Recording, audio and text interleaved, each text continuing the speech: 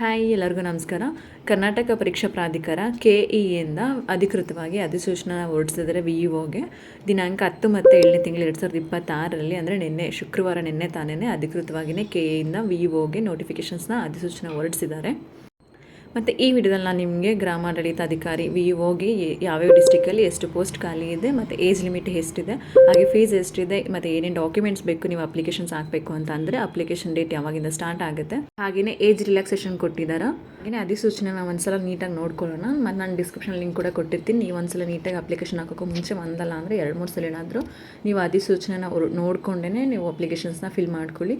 ಯಾವ್ಯಾವ ಡಿಸ್ಟಿಕಲ್ಲಿ ಎಷ್ಟೆಷ್ಟು ಪೋಸ್ಟ್ ಖಾಲಿ ಇದೆ ಅಂತಂದರೆ ಬೆಂಗಳೂರು ನಗರದಲ್ಲಿ 20 ಪೋಸ್ಟ್ ಖಾಲಿ ಇದೆ, ಬೆಂಗಳೂರು ಗ್ರಾಮಾಂತರದಲ್ಲಿ 29 ಇದೆ, ಚಿತ್ರದುರ್ಗದಲ್ಲಿ 15 ಪೋಸ್ಟ್ ಇದೆ, ಚಿಕ್ಕಬಳ್ಳಾಪುರದಲ್ಲಿ 21 ಇದೆ, ತುಮಕೂರಲ್ಲಿ 50 ಪೋಸ್ಟ್ ಇದೆ, ಶಿವಮೊಗ್ಗ 18 ಇದೆ, ಕೋಲಾರದಲ್ಲಿ 22 ಪೋಸ್ಟ್ ಇದೆ, ಬೆಂಗಳೂರು ದಕ್ಷಿಣದಲ್ಲಿ 30 ಪೋಸ್ಟ್ ಇದೆ, ಮೈಸೂರಲ್ಲಿ 45 ಇದೆ, ಮಂಡ್ಯದಲ್ಲೂ ಕೂಡ 50 ಇದೆ, ಹಾಸನಲ್ಲಿ 35 ಇದೆ, ಉಡುಪಿಲಿ 10 ಇದೆ, ದಕ್ಷಿಣ ಕನ್ನಡದಲ್ಲಿ 20 ಇದೆ, ಚಾಮರಾಜನಗರ 31 ಇದೆ, ಚಿಕ್ಕಮಗಳೂರಲ್ಲಿ 10 ಪೋಸ್ಟ್ ಇದೆ, ಬೆಳಗಾವಿಯಲ್ಲಿ 48 ಇದೆ, ಬಾಗಲಕೋಟೆಯಲ್ಲಿ 16 ಇದೆ, 16 ಇದೆ, ಗದಗಲ್ಲಿ ಕೂಡ 14 ಪೋಸ್ಟ್ ಖಾಲಿ ಇದೆ, ಹಾವೇರಿಲಿ 15 ಇದೆ, ಬೀದರಲ್ಲಿ 4 ಇದೆ, ರಾಯಚೂರಲ್ಲಿ 2 ಇದೆ.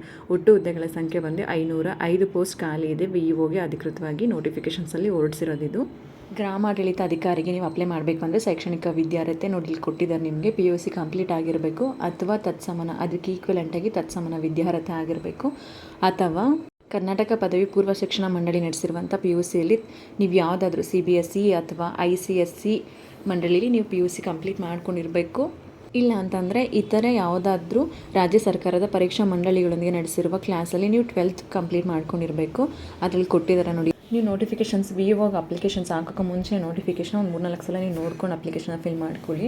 ಟಿಪ್ಪಣಿಲಿ ಕೊಟ್ಟಿದ್ದಾರೆ ನೋಡಿ, ನೀವು ಮೇಲ್ ಕೊಟ್ಟಿರುವಂಥ ಶೈಕ್ಷಣಿಕ ವಿದ್ಯಾರ್ಥಿಗಳೇನಾದರೂ ನೀವು ರಾಂಗಾಗಿ ಹಾಕಿ ಅದು ಯಾವುದು ನಿಮ್ಮಲ್ಲಿ ಇಲ್ಲದೇ ಶೈಕ್ಷಣಿಕ ಕ್ವಾಲಿಫಿಕೇಷನ್ಸ್ ಇಲ್ಲದೇ ನೀವು ಅಪ್ಲಿಕೇಶನ್ಸ್ನ ಹಾಕಿದ್ರೆ ಯಾವ ಟೈಮಲ್ಲಿ ಬೇಕಾದ್ರೆ ನಿಮ್ಮ ಅಪ್ಲಿಕೇಶನ್ ರಿಜೆಕ್ಟ್ ಮಾಡ್ತೀವಿ ಅಂತ ಹೇಳಿದ್ದಾರೆ.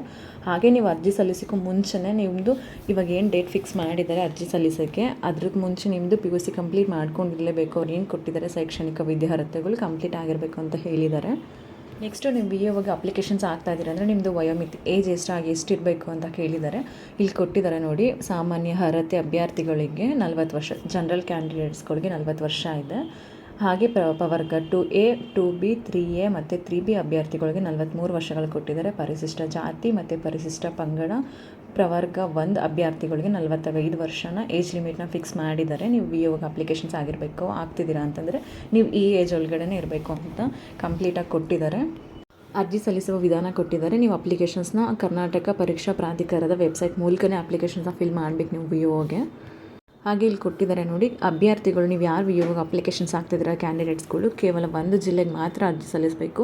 ಒಂದಕ್ಕಿಂತ ಹೆಚ್ಚು ಜಿಲ್ಲೆಗಳಿಗೆ ನೀವು ಅಪ್ಲಿಕೇಶನ್ನ ಫಿಲ್ ಮಾಡುವಾಗಿಲ್ಲ, ಬರೀ ಒಂದು ಡಿಸ್ಟ್ರಿಕ್ಟ್ ಅಷ್ಟೇ ನೀವು ಅಪ್ಲೈ ಮಾಡಬೇಕು. ನೀವು ಅಪ್ಲಿಕೇಶನ್ನ ಫಿಲ್ ಮಾಡಬೇಕಾದ್ರೆ ಡಿಸ್ಟ್ರಿಕ್ಟ್ ನಿಮಗೆ ಯಾವುದು ಕನ್ವೀನಿಯೆಂಟ್ ಇದೆ, ನಿಮ್ಗೆ ಓಕೆ ಇದೆ, ಅದನ್ನು ಮಾತ್ರ ನೀವು ಒಂದು ಅಷ್ಟೇ ಸೆಲೆಕ್ಟ್ ಮಾಡಬೇಕಾಗುತ್ತೆ. 2 ಆಪ್ಷನ್ಸ್ ಇರಲ್ಲ.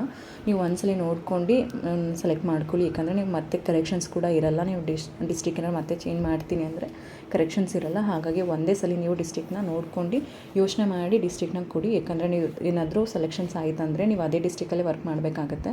ತುಂಬ ದೂರ ಎಲ್ಲ ಕೊಟ್ಟರೆ ನಿಮಗೂ ಪ್ರಾಬ್ಲಮ್ ಆಗುತ್ತೆ. ಕನ್ವೀನಿಯೆಂಟ್ ಇರೋ ಕಡೆ ನೋಡ್ಕೊಂಡು ಡಿಸ್ಟ್ರಿಕ್ಟ್ನ ಚಾಯ್ಸ್ ಮಾಡ್ಕೊಳ್ಳಿ. ನೀವು ಆನ್ಲೈನಲ್ಲಿ ಅಪ್ಲಿಕೇಶನ್ ಆಗೋದಕ್ಕೆ ಟೈಮ್ ಟೇಬಲ್ ಕೊಟ್ಟಿದ್ದಾರೆ. ಹಾಗೆ ನಿಮಗೆ ಎಕ್ಸಾಮ್ ಡೇಟ್ ಕೂಡ ಬಿಟ್ಬಿಟ್ಟಿದ್ದಾರೆ. ಮುಂಚೆನೇ ನೋಟಿಫಿಕೇಷನಲ್ಲೇ ನಿಮಗೆ ಟೈಮ್ ಟೇಬಲ್ ಕೂಡ ಕೊಟ್ಬಿಟ್ಟಿದ್ದಾರೆ. ಫಸ್ಟು ನಾವಿಲ್ಲಿ ಆನ್ಲೈನ್ ಅಪ್ಲಿಕೇಶನ್ಸ್ ಆಗೋದಕ್ಕೆ ಟೈಮ್ ಟೇಬಲ್ ಪ್ರಾರಂಭಿಕ ದಿನಾಂಕ ಬಂದು 11ನೇ ತಾರೀಕು 7ನೇ ತಿಂಗಳು 2026 ಇದೆ. ಜುಲೈ ತಿಂಗಳು 11ನೇ ತಾರೀಕಿಂದ ಸ್ಟಾರ್ಟ್ ಆಗುತ್ತೆ. ಆನ್ಲೈನ್ ಮುಖಾಂತರ ಅರ್ಜಿ ಸಲ್ಲಿಸಲು ಕೊನೆಯ ದಿನಾಂಕ ಬಂದು 30ನೇ ತಾರೀಕು 7ನೇ ತಿಂಗಳು 2026 ಇದೆ. ಶುಲ್ಕವನ್ನು ಪಾವತಿ ಮಾಡಲು ಕೊನೆಯ ದಿನಾಂಕ ಬಂದು ನಿಮಗೆ 31ನೇ ತಾರೀಕು ಜುಲೈ ತಿಂಗಳು 2026 ಇದೆ. ನೀವು ಈ ತಿಂಗಳೊಳಗಡೆ ಎಲ್ಲ ಅಪ್ಲಿಕೇಶನ್ಸ್ ಡೇಟ್ ಓಪನ್ ಆಗಿ ಕ್ಲೋಸು ಆಗಿಬಿಡುತ್ತೆ. ಮತ್ತು ಎಕ್ಸಾಮ್ ಡೇಟ್ ಯಾವಾಗ ಅಂತಲೂ ಕೂಡ ಕೊಟ್ಟಿದ್ದಾರೆ. ನಾನು ಲಾಸ್ಟಲ್ಲಿ ತೋರಿಸ್ತೀನಿ ನಿಮಗೆ ನೋಡಿ. ಇಲ್ಲಿ ಕೊಟ್ಟಿದ್ದಾರೆ ಯಾರ್ಯಾರು VEOಗೆ ಅಪ್ಲಿಕೇಶನ್ಸ್ ಆಗ್ತಾ ಇದ್ದೀರಾ ಆನ್ಲೈನ್ ಮುಖಾಂತರ ಅರ್ಜಿ ಸಲ್ಲಿಸಲು ನಿಮಗೆ ಮುಂಚೆನೇ ನೀವು ಎಲ್ಲ ನೋಟಿಫಿಕೇಷನ್ ಕೊಟ್ಟಿರುವಂಥ ಎಲ್ಲ ಸೂಚನೆಗಳನ್ನ ನೀವು ಓದ್ಕೊಂಡೇ ಅಪ್ಲಿಕೇಶನ್ನ ಫಿಲ್ ಮಾಡಬೇಕು. VEOಗೆ ಸೆಲೆಕ್ಷನ್ಸ್ ಆಯ್ತು ಅಂದರೆ ಸ್ಯಾಲ್ರಿ ಕೂಡ ಚೆನ್ನಾಗಿರುತ್ತೆ. ಸ್ಯಾಲ್ರಿದು ಕೂಡ ನಿಮ್ಗೆ ಇಲ್ಲಿ ಕೊಟ್ಟಿದ್ದಾರೆ. ಹಾಗೆ ನೀವು ಆನ್ಲೈನಲ್ಲಿ ಅಪ್ಲಿಕೇಶನ್ ಹಾಕಬೇಕಾದ್ರೆ VEOಗೆ ಫೀಸ್ ಎಷ್ಟಿದೆ ಅಂತ ಇಲ್ಲಿ ಕೊಟ್ಟಿದ್ದಾರೆ ನೋಡಿ. ನಿಮಗೆ ನೀವು ಫೀಸ್ನ ಆನ್ಲೈನ್ ಮೂಲಕನೇ ಪೇ ಮಾಡಬೇಕು, ಆಫ್ಲೈನ್ ಇಲ್ಲ ಅಂತ ಕೊಟ್ಟಿದ್ದಾರೆ. ಇಲ್ಲಿ ನೋಡಿ, ಆನ್ಲೈನ್ ಮೂಲಕ ಮಾತ್ರ ಶುಲ್ಕ ಪಾವತಿಸಬೇಕಾಗಿರುತ್ತದೆ ಅಂತ ಕೊಟ್ಟಿದ್ದಾರೆ. ಹಾಗೆ ಫೀಸ್ ಏನಿದೆ ಅಂತಂದರೆ ಸಾಮಾನ್ಯ ಅರ್ಹತೆ ಮತ್ತು ವಿದ್ಯಾರ್ಹತೆ ಪ್ರವರ್ಗಗಳು ಪ್ರವರ್ಗ 2A 2B 3A 3B ಅವರಿಗೆ 750 ರೂಪಾಯಿ ಫೀಸ್ ಇದೆ. ಪರಿಶಿಷ್ಟ ಜಾತಿ ಪರಿಶಿಷ್ಟ ಪಂಗಡ ಪ್ರವರ್ಗ 1 ಮಾಜಿ ಸೈನಿಕ ತೃತೀಯ ಲಿಂಗ ಅಭ್ಯರ್ಥಿಗಳಿಗೆ 500 ರೂಪಾಯಿ ಫೀಸ್ ಇದೆ. ಮತ್ತು ವಿಶೇಷ ಚೇತನ ಅಭ್ಯರ್ಥಿಗಳಿಗೆ 250 ರೂಪಾಯಿ ಫೀಸ್ ಇದೆ. ನೀವು ಒಂದ್ಸಲಿ ಫೀಸ್ನ ಪೇ ಮಾಡಿದ್ರೆ ಮತ್ತೆ ನಿಮಗೆ ರಿಟರ್ನ್ ಕೊಡಲ್ಲ ಅಂತ ಹೇಳಿದ್ದಾರೆ ನೋಡಿ. ಪಾವತಿಸಿದ ಶುಲ್ಕವನ್ನು ಹಿಂದಿರಿಸಲಾಗುವುದಿಲ್ಲ ಅಂತ ಹೇಳಿ ಕೊಟ್ಟಿದ್ದಾರೆ. ನೀವು ನೋಡ್ಕೊಂಡು ಫೀಸ್ನ ಪೇ ಮಾಡ್ಕೊಳ್ಳಿ. ಒಂದ್ಸಲ ಏನಾದ್ರು ಮಿಸ್ಟೇಕ್ ಆಯ್ತು ಅಂದರೆ ಮತ್ತೆ ನಿಮ್ಗೆ ಅಮೌಂಟ್ ರಿಟರ್ನ್ ಆಗಲ್ಲ. ಹಾಗೆ ನೀವು ಫೀಸ್ನ ಪೇ ಮಾಡೋಕ್ಕೂ ಮುಂಚೆನೇ ನಿಮಗೆ ಅಗತ್ಯ ಇರುವಂಥ ಶೈಕ್ಷಣಿಕ ವಿದ್ಯಾರ್ಹತೆ ಮತ್ತು ರಿಸರ್ವೇಷನು ಏಜ್ ಇವೆಲ್ಲ ನಿಮಗೆ ಕರೆಕ್ಟಾಗಿ ಬರುತ್ತಾ ಅಂತ ನೋಡ್ಕೊಂಡು ಫೀಸ್ನ ಪೇ ಮಾಡಿ. ನೆಕ್ಸ್ಟು ನಿಮಗೆ ಎಕ್ಸಾಮ್ ಡೇಟ್ ಕೂಡ ಆಲ್ರೆಡಿ ನಿಮಗೆ ಕೆಯಿಂದ ನೋಟಿಫಿಕೇಷನಲ್ಲೇ ಕೊಟ್ಬಿಟ್ಟಿದ್ದಾರೆ. ಎಕ್ಸಾಮ್ ಡೇಟ್ ಬಂದು ನಿಮಗೆ ಕನ್ನಡ ಭಾಷಾ ಪರೀಕ್ಷೆ ಬಂದು ನೀವೇನಾದರೂ ಕಂಪಲ್ಸರಿ ಎಕ್ಸಾಮ್ಸ್ ಬರೀಬೇಕು ಅಂತ ಅಂದರೆ ಅದರದ್ದು ದಿನಾಂಕನ ನಿಮಗೆ ನೆಕ್ಸ್ಟ್ ಕೊಡ್ತೀವಿ ಅಂತ ಹೇಳಿದ್ದಾರೆ, ತಿಳಿಸಲಾಗೋದು ಅಂತ ಹೇಳಿದ್ದಾರೆ.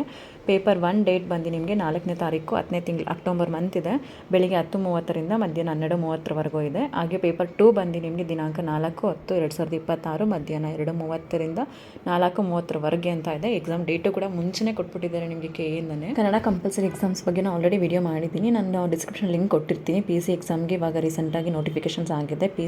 ಸಿವಿಲ್ ಕಾನ್ಸ್ಟೇಬಲ್ದು ಅದ್ರದ್ದು ಕೂಡ ಕನ್ನಡ ಭಾಷಾ ಪರೀಕ್ಷೆದ್ದು ಕಂಪಲ್ಸರಿ ಎಕ್ಸಾಮ್ಸು ಕೆಯಿಂದ ಕೆಲವೊಂದೆಲ್ಲ ಕಂಡೀಷನ್ಸ್ ಕೊಟ್ಟಿದ್ರು, ಅದೆಲ್ಲ ಕ್ಲಿಯರ್ ಆಗಿದೆ. ಅಂದರೆ ನೀವು ಬರೆಯೋ ಅವಶ್ಯಕತೆ ಇಲ್ಲ ಕಂಪಲ್ಸರಿ ಕನ್ನಡ ಎಕ್ಸಾಮ್ಸ್ನ ಅಂತ ಹೇಳಿದ್ದಾರೆ. ಯಾರ್ಯಾರು ಎಕ್ಸಾಮ್ಸ್ನ ಬರೆಯೋ ಹೋಗಿಲ್ಲ, ಯಾರ್ಯಾರು ಎಕ್ಸಾಮ್ಸ್ನ ಬರೀಬೇಕು ಅಂತ ನಾನು ಆಲ್ರೆಡಿ ವಿಡಿಯೋ ಮಾಡಿದ್ದೀನಿ. ಅದರ ಲಿಂಕ್ ಕೂಡ ನಾನು ಡಿಸ್ಕ್ರಿಪ್ಷನಲ್ಲಿ ಕೊಟ್ಟಿರ್ತೀನಿ. ಫಸ್ಟ್ ಟೈಮ್ ಯಾರಾದರೂ ನೋಡ್ತಾ ಇದ್ದರೆ, ಯಾರಾದರೂ ಅಪ್ಲಿಕೇಶನ್ಸ್ ಆಗ್ತಾ ಇದ್ದರೆ ಕಾಂಪಿಟೇಟಿವ್ ಎಕ್ಸಾಮ್ಸ್ಗೆ ಒಂದ್ಸಲ ಅದನ್ನು ನೋಡ್ಕೊಳ್ಳಿ. ಫಸ್ಟ್ ಟೈಮ್ ನೀವು ಕೆಯಿಂದ ನಡೆಸ್ತಿರುವಂಥ ಎಕ್ಸಾಮ್ಸ್ನ ತಗೋತಾ ಇದ್ದೀರಾ ಅಂತ ಅಂದರೆ ನೀವು ಒಂದ್ಸಲ ಸಿಲೆಬಸ್ನ ನೀಟಾಗಿ ನೋಡ್ಕೊಳ್ಳಿ. ಆಲ್ರೆಡಿ ನೀವು ಎಕ್ಸಾಮ್ಸ್ ಬೇರೆ ಎಕ್ಸಾಮ್ SDFD ಎಲ್ಲ ತಗೋತಾ ಇದ್ದೀರಾ ಅಂದರೆ ಸಿಲೆಬಸ್ ಸೇಮ್ ಇರುತ್ತೆ, ನಿಮಗೆಲ್ಲ ಆಲ್ರೆಡಿ ಗೊತ್ತಿರುತ್ತೆ ಸಿಲೆಬಸ್ ಎಲ್ಲ. ಫಸ್ಟ್ ಟೈಮ್ ಯಾರು ಅಪ್ಲೈ ಮಾಡ್ತಾ ಇದ್ದೀರಾ ಅವ್ರಿಗೆ ಮಾತ್ರ ಇದೊಂದ್ಸಲ ನೋಡ್ಕೊಳ್ಳಿ ನೀಟಾಗಿ ಸಿಲೆಬಸ್ ಏನೇನು ಬರುತ್ತೆ ಅಂತ. ಸಾಮಾನ್ಯ ಜ್ಞಾನ ಇರುತ್ತೆ, ಇದರಲ್ಲಿ ಕರೆಂಟ್ ಅಫೇರ್ಸ್ ಇರುತ್ತೆ, ಡೈಲಿ ಕರೆಂಟ್ ಅಫೇರ್ಸ್ ಇರುತ್ತೆ ನಿಮಗೆ. ಹಾಗೆ ಕರ್ನಾಟಕ ಹಿಸ್ಟ್ರಿ ಇರುತ್ತೆ, ಜಿಯೋಗ್ರಫಿ ಇರುತ್ತೆ, ಎಕನಾಮಿಕ್ಸ್ ಇರುತ್ತೆ, ಭಾರತದ ಇತಿಹಾಸನೂ ಇರುತ್ತೆ, ಕರ್ನಾಟಕಕ್ಕೆ ಸಂಬಂಧಿಸಿದ ಭಾರತದ ಭೂಗೋಳಶಾಸ್ತ್ರ ಇರುತ್ತೆ, ರಾಜ್ಯ ಮತ್ತು ಪ್ರಾದೇಶಿಕ ಆಡಳಿತ ಕುರಿತು ವಿಷಯಗಳಿರುತ್ತೆ, ಗ್ರಾಮೀಣಾಭಿವೃದ್ಧಿ ಪಂಚಾಯತ್ ರಾಜ್ ಸಂಸ್ಥೆಗಳಿದೆ, ಗ್ರಾಮೀಣ ಸಹಕಾರ ಕೋಆಪರೇಟಿವ್ಸ್ದು ಸಬ್ಜೆಕ್ಟ್ಸ್ ಕೂಡ ಇದೆ. ಹಾಗೆ ಕರ್ನಾಟಕದ ಎಕನಾಮಿ ಕೂಡ ಇದೆ. ಹಾಗೆ ಎನ್ವೈರನ್ಮೆಂಟ್ ಕರ್ನಾಟಕದ ಪರಿಸರ ಸಂಬಂಧ ಸಮಸ್ಯೆಗಳು ಅಭಿವೃದ್ಧಿ ಕುರಿತು ವಿಷಯಗಳ ಬಗ್ಗೆ ಫಸ್ಟ್ ಪೇಪರಲ್ಲಿ ನಿಮಗೆ ಬರುತ್ತೆ. ಹಾಗೆ ಪೇಪರ್ 2 ಅಲ್ಲಿ ನಿಮಗೆ ಸಾಮಾನ್ಯ ಕನ್ನಡ ಇರುತ್ತೆ, ಸಾಮಾನ್ಯ ಇಂಗ್ಲೀಷ್ ಇರುತ್ತೆ, ಕಂಪ್ಯೂಟರ್ ಜ್ಞಾನ ಇರುತ್ತೆ. 100 ಮಾರ್ಕ್ಸ್ ಇರುತ್ತೆ ಟೋಟಲ್ ಆಗಿ. ಒಟ್ಟು 100 ಕ್ವಶನ್ಸ್ ಇರುತ್ತೆ. ಎಕ್ಸಾಮ್ ಬರೆಯೋದಕ್ಕೆ 2 ಗಂಟೆ ಟೈಮ್ ಇರುತ್ತೆ. ಫಸ್ಟ್ ಪೇಪರ್ಗೆ 2 ಅವರ್ಸ್ ಮತ್ತು ಸೆಕೆಂಡ್ ಪೇಪರ್ಗೆ 2 ಅವರ್ಸ್ ಇರುತ್ತೆ.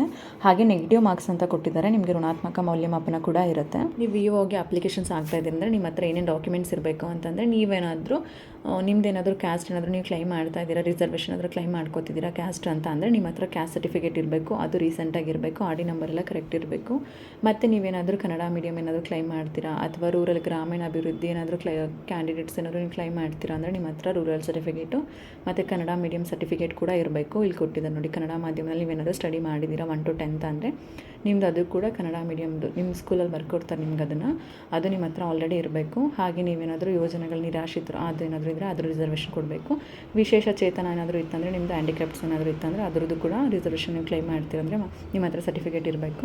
ನೀವೇನು ರಿಸರ್ವೇಷನ್ನ ಕ್ಲೈಮ್ ಮಾಡ್ಕೋಬೇಕು ಅಂತಂದರೆ ನೀವೆಲ್ಲ ನಿಮ್ಮ ಹತ್ರ ಎಲ್ಲ ಸರ್ಟಿಫಿಕೇಟ್ ಇದ್ದರೆ ನೀವು ಕ್ಲೈಮ್ ಮಾಡ್ಕೊಬೋದು ಅಂತ ಹೇಳಿದ್ದಾರೆ. ಜೊತೆಗೆ ಸಿಗ್ನೇಚರ್, ನೀವು ಫೋಟೋ ಮತ್ತು ಸಿಗ್ನೇಚರ್ನ ಅಪ್ಲೋಡ್ ಮಾಡಲಿಲ್ಲ ಅಂತಂದರೆ ನಿಮ್ಮದು ಅಪ್ಲಿಕೇಶನ್ ರಿಜೆಕ್ಟ್ ಆಗುತ್ತೆ ಅಂತ ಹೇಳಿ ಕೊಟ್ಟಿದ್ದಾರೆ. ಮತ್ತು ಯಾವ ಫಾರ್ಮೆಟಲ್ಲಿ ನೀವು ಅಪ್ಲೋಡ್ ಮಾಡಬೇಕು ಅಂತಲೂ ಕೊಟ್ಟಿದ್ದಾರೆ. ನೀವು ನೀಟಾಗಿ ಒಂದ್ಸಲ ನೋಡ್ಕೊಳ್ಳಿ. ಅಪ್ಲಿಕೇಶನ್ಸ್ ಹಾಕಬೇಕಾದ್ರೆ ನೀವು ಸೈಬರಲ್ಲಿ ನೀಟಾಗಿ ಹೇಳಿ, ಇದೇ ಫಾರ್ಮೆಟಲ್ಲಿ ನೀವು ಅಪ್ಲಿಕೇಶನ್ಸ್ನ ಹಾಕ್ಕೊಡಿ ನಮಗೆ ಅಂತ ಹೇಳಿ. JPEG ಫಾರ್ಮೆಟ್ ಮತ್ತು ನಿಮ್ಮದೇನಾದರೂ size between 50 KB to 70 KB ಒಳಗಡೆ ಇರಬೇಕು ಅಂತ ಹೇಳಿದ್ದಾರೆ. ಅದನ್ನ ಸ್ಕ್ಯಾನ್ ಮಾಡಿ ಅರ್ಜಿಗೆ ಅಪ್ಲೋಡ್ ಮಾಡಬೇಕು ಅಂತ ಹೇಳಿದ್ದಾರೆ. ಭಾವಚಿತ್ರ ಮತ್ತು ಸಹಿಯನ್ನು ನೀವು ಅಪ್ಲೋಡ್ ಮಾಡಿಲ್ಲ ಅಂದರೆ ನಿಮ್ಮದು ಅಪ್ಲಿಕೇಶನ್ ರಿಜೆಕ್ಟ್ ಆಗುತ್ತೆ ಅಂತ ಹೇಳಿದ್ದಾರೆ. ನೀವು ಆಧಾರ್ ಕೂಡ ನಿಮ್ಮ ಜೊತೆಲೇ ತೊಗೊಂಡೋಗಿ ಅಪ್ಲಿಕೇಶನ್ಸ್ ಹಾಕಬೇಕಾದ್ರೆ ಇನ್ನೊಂದ್ಸಲಿ ನಿಮ್ಗೆ ಏನೋ ಡಾಕ್ಯುಮೆಂಟ್ಸ್ ಬೇಕು ಅಂತ ಒಂದ್ಸಲ ನೀಟಾಗಿ ನೋಟಿಫಿಕೇಷನ್ ನೋಡ್ಕೊಳ್ಳಿ. ಹಾಗೆ ಕೆಲವೊಂದು ಸೂಚನೆಗಳನ್ನ ಕೊಟ್ಟಿದ್ದಾರೆ. ನೀವು ಅಪ್ಲಿಕೇಶನ್ಸ್ ಹಾಕಬೇಕಾದ್ರೆ ಒಂದ್ಸಲ ನೀಟಾಗಿ ಎಲ್ಲನೂ ಓದ್ಕೊಂಡು ಅಪ್ಲೈ ಮಾಡಬೇಕು ಅಂತ ಹೇಳಿದ್ದಾರೆ. ನಿಮಗೇನಾದರೂ ಹೆಚ್ಚಿನ ಮಾಹಿತಿ, ನಿಮಗೇನಾದರೂ ಎಕ್ಸ್ಟ್ರಾ ಇನ್ಫಾರ್ಮೇಷನ್ಸ್ ಬೇಕು ಅಂತ ಅಂದ್ರೂ ಕೂಡ ದೂರವಾಣಿ ಸಂಖ್ಯೆ ಕೊಟ್ಟಿದ್ದಾರೆ, ಮಾಹಿತಿ ಕೇಂದ್ರ ಅಂತ. ಇದನ್ನು ನೀವು ಬೆಳಗ್ಗೆ 10 ಗಂಟೆಯಿಂದ ಸಂಜೆ 6 ಗಂಟೆ ಒಳಗಡೆ ಫೋನ್ ಮಾಡಿ ನಿಮ್ಗೆ ಏನೋ ಡೌಟ್ ಇದ್ದರೂ ಕೂಡ ನೀವು ಇದನ್ನು ಕೇಳ್ಕೊಬೋದು. ನೀವು ಇವಾಗ ಅಪ್ಲಿಕೇಶನ್ಸ್ ಹಾಕಬೇಕಾದ್ರೆ ನೋಟಿಫಿಕೇಷನ್ ಒಂದು 3-4 ಸಲ ಏನಾದರೂ ನೀವು ನೀಟಾಗಿ ಓದ್ಕೊಂಡು ಅಪ್ಲೈ ಮಾಡೋಕ್ಕೆ ಹೋಗಿ ಸುಮ್ಮನೆ ರಾಂಗಾಗೆಲ್ಲ ಅಪ್ಲೈ ಮಾಡಬೇಡಿ. ಒಂದ್ಸಲಿ ಮಿಸ್ಟೇಕ್ ಆಯ್ತಂದರೆ ಮತ್ತೆ ನಿಮ್ಮದು ಅಪ್ಲಿಕೇಶನ್ ರಿಜೆಕ್ಟ್ ಆದರೆ ಮತ್ತೆ ತೊಗೊಳ್ಳಲ್ಲ. ಫೀಸ್ ಕೂಡ ಅಷ್ಟು ನೀವು ಒಂದ್ಸಲಿ ಪೇ ಮಾಡಿದ್ರೆ ಮತ್ತು ಅಮೌಂಟ್ ಅಮೌಂಟ್ ನಿಮಗೆ ರಿಟರ್ನ್ ಆಗಲ್ಲ ಅಂತ ಫಸ್ಟ್ ಹೇಳ್ಬಿಟ್ಟಿದ್ದಾರೆ. ಹಾಗಾಗಿ ನೀವು ನೋಡ್ಕೊಂಡು ಅಪ್ಲೈ ಮಾಡಿ. ನಾನು ಬೇಕಾದರೆ ನೆಕ್ಸ್ಟ್ ವೀಡಿಯೋದಲ್ಲಿ ನಿಮಗೆ ಗ್ರಾಮೀಣ ಅಭ್ಯರ್ಥಿ, ಕನ್ನಡ ಮಾಧ್ಯಮ ಅಭ್ಯರ್ಥಿ ಅಥವಾ ಯೋಜನಾ ನಿರಾಶ್ರಿತ ನೀವೇನಾದರೂ ಕ್ಯಾಂಡಿಡೇಟ್ಸ್ ಇತ್ತಂದರೆ ಯಾವ್ಯಾವ ಡಿಸ್ಟಿಕಲ್ಲಿ ಕನ್ನಡ ಮೀಡಿಯಮ್ಗೆ, ರೂರಲ್ಗೆ ಮತ್ತು ನಿಮ್ದೇನಾದರೂ ಸ್ಪೆಷಲ್ ಏನಾದರೂ ರಿಸರ್ವೇಷನ್ಸ್ ಇತ್ತಂದರೆ ಅದಕ್ಕೆ ಎಷ್ಟು ಪೋಸ್ಟ್ ಖಾಲಿ ಇದೆ ಅಂತ ನಾನು ನೆಕ್ಸ್ಟ್ ವೀಡಿಯೋದಲ್ಲಿ ನಿಮಗೆ ಹೇಳ್ತೀನಿ. ಬೇಕಂದರೆ ಯಾರಿಗಾದರೂ ಇಂಟ್ರೆಸ್ಟ್ ಇದ್ದಾನೆ ಕಮೆಂಟ್ ಮಾಡಿ. ಹಾಗೆ ವೀಡಿಯೋದಲ್ಲಿ ನಿಮಗೆ ಡೌಟ್ ಇತ್ತಂದ್ರೆ ಕೂಡ ಕಮೆಂಟ್ ಮಾಡಿ ರಿಪ್ಲೈ ಮಾಡ್ತೀನಿ. ನಾನು ನೆಕ್ಸ್ಟ್ ವೀಡಿಯೋದಲ್ಲಿ ವಿಒಗೆ ಅಪ್ಲಿಕೇಶನ್ಸ್ ಹೇಗೆ ಆಗೋದು ಅಂತ ಒಂದ್ಸಲ ಚೆಕ್ ಮಾಡಿ ಕೂಡ ಹೇಳ್ತೀನಿ. ಹಾಗೆ ನಿಮಗೇನಾದ್ರು ಡೌಟ್ ಇತ್ತು ವಿಒಗೆ ರಿಲೇಟೆಡ್ ಆಗಿ ಅಂತ ನಾನು ಕೂಡ ಕಮೆಂಟ್ ಮಾಡಿ ರಿಪ್ಲೈ ಮಾಡ್ತೀನಿ. ಮತ್ತು ಡಾಕ್ಯುಮೆಂಟ್ಸ್ ಏನೇನು ಬೇಕು ವಿಒಗೆ ಅಂತ ಮತ್ತೆ ನಾನು ನೆಕ್ಸ್ಟ್ ವೀಡಿಯೋದಲ್ಲಿ ಮತ್ತೆ ಕ್ಲಿಯರಾಗಿ ಹೇಳ್ತೀನಿ. ನಾನು ನಿಮಗೆ ವೀಡಿಯೋ ಇಷ್ಟ ಆಗಿದೆ ಅಂತ ಅನ್ಕೋತೀನಿ. ಯಾರಿಗಾದ್ರೂ ಯೂಸ್ ಆಗೋರಿಗೆ ವಿಡಿಯೋನ ಶೇರ್ ಮಾಡಿ. ನೆಕ್ಸ್ಟ್ ವೀಡಿಯೋದಲ್ಲಿ ಸಿಗೋಣ. Thank you.